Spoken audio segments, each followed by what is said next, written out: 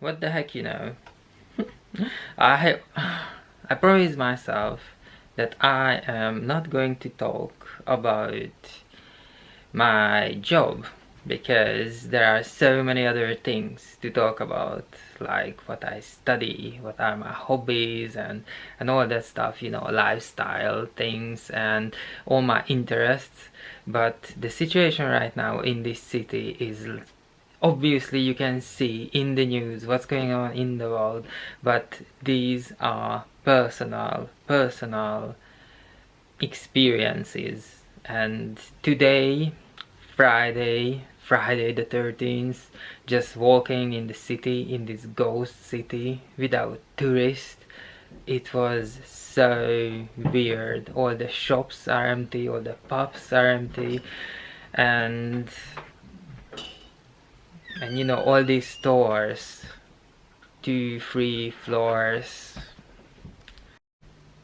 We went to buy my vitamins, and there was a guy there, a gentleman, Indian guy in his 20s, and I asked him if they planning on closing down, and he said no, they don't plan to close down, maybe if the situation gets worse.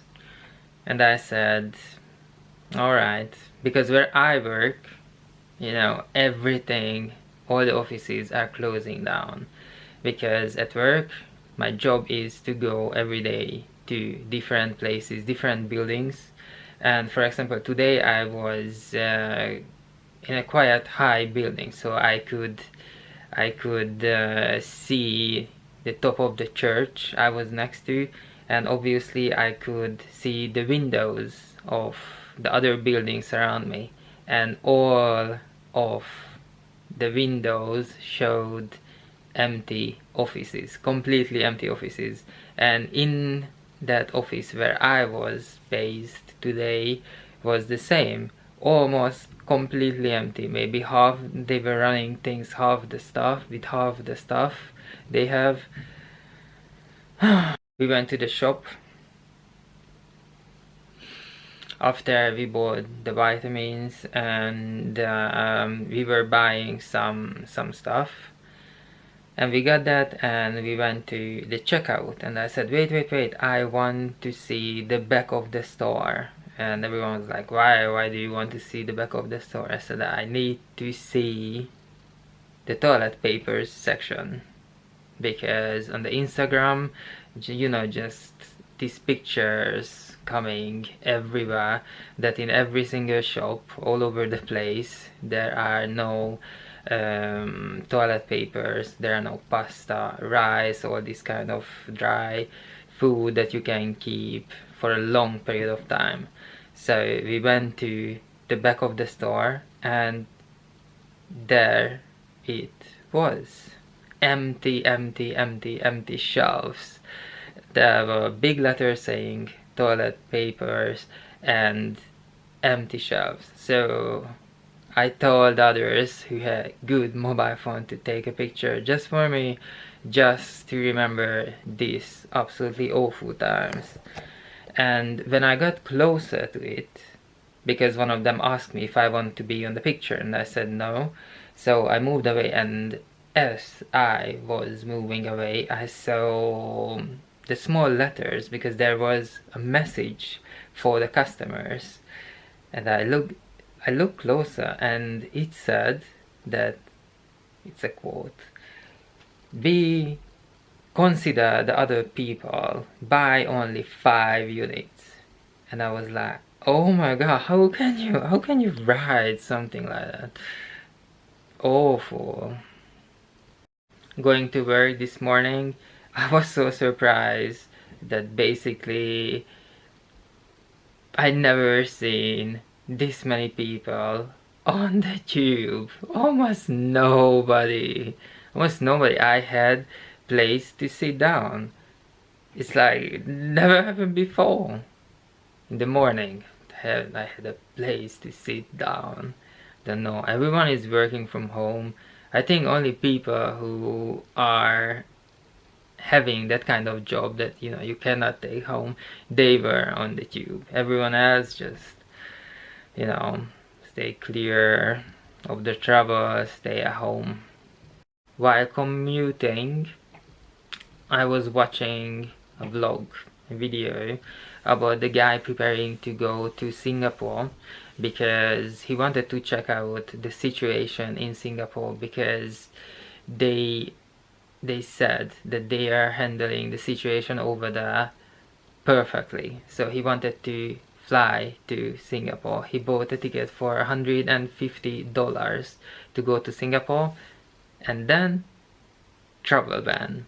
So he lost his ticket for £150. So he was like, oh, I'm so sorry guys. He said it in his vlog.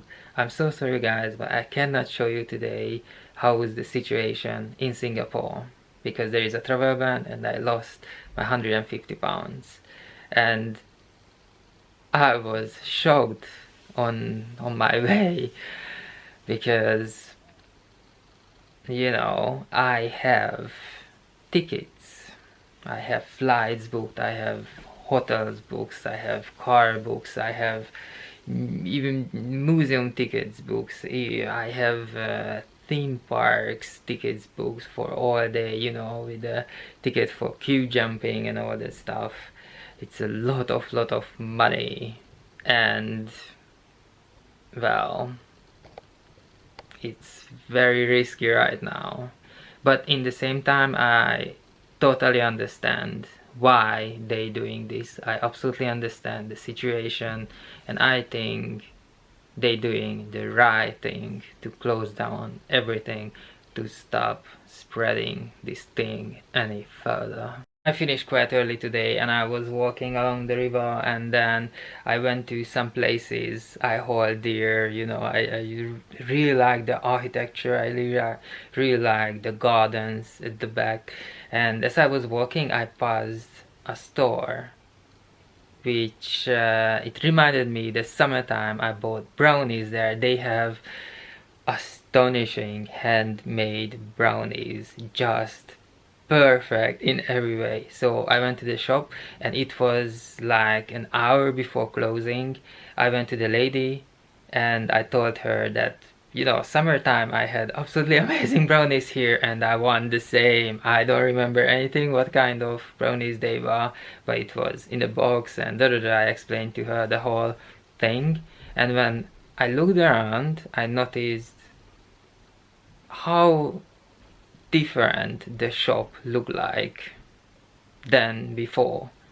It was 1 hour before closing, and basically they had everything. It's like they had the slowest day ever without customers. Imagine the waste at the end of the day. So much food, so much cakes, so much everything.